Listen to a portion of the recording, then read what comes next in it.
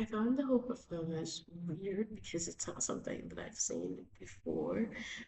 Something that I found really interesting was when the performers would go into the dark to perform, and then they would come into the light again to perform. I thought it was really interesting.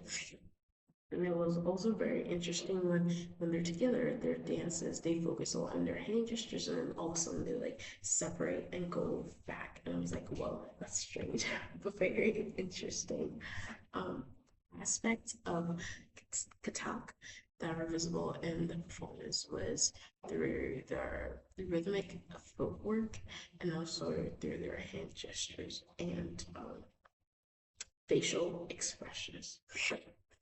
Um, while watching the performance, I was really confused between the humorous moments and like the serious moments.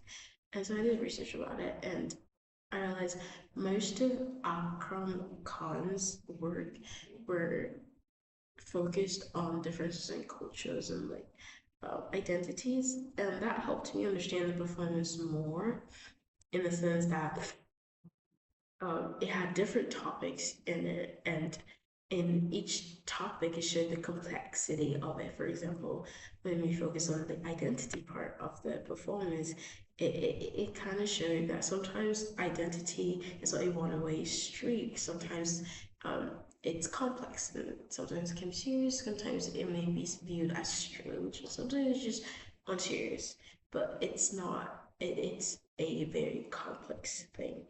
Another topic in the performance that was visible was when the characters talked about belonging in a way that shows politics and like power, and shows how sometimes people in society are separated based on their identity, and um, you know, indeed each culture brings something together, then come something, and in that um, they can all share it together, which it was very visible in the performance.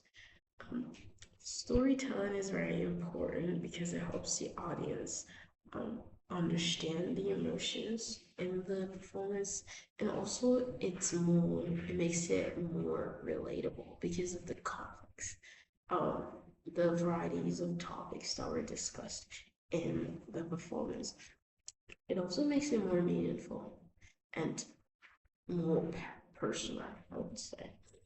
Two questions that I have for my classmates are, why do you think um, um, Afram decided to put both storytelling and the dance together in this performance?